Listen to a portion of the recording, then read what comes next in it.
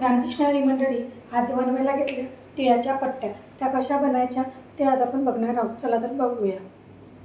अगदी सोप्या पद्धतीने आणि झटपट तयार होणारी तिळगुळाची पट्टी ते कशी बनवायची ते आज आपण बघणार आहोत.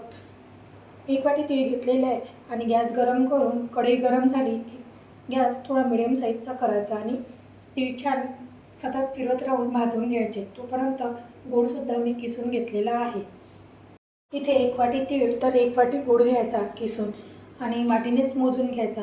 तीळ छान उडायला लागले की समजायचे तीळ भाजले आणि तोपर्यंत तीळ काढून घेतले आणि त्याच कढईत चमचभर तूप टाकून गुळाचा पाक करून घेतला.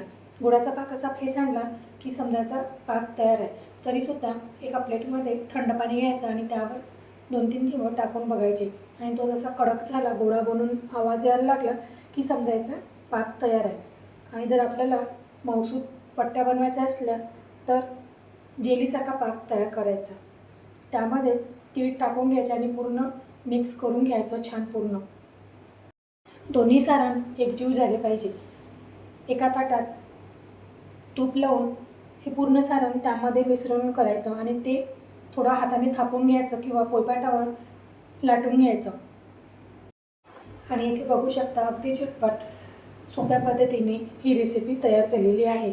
छान लाटून घ्यायचे पूर्ण आणि जेव्हा आपण टाकतो गरम असतानाच असे छोटे छोटे काप करून घ्यायचे. आपल्याला लागते तेवढे काप करून घ्यायचे आणि बघू शकता अगदी सोप्या पद्धतीने झटपट ही रेसिपी तयार झालेली आहे.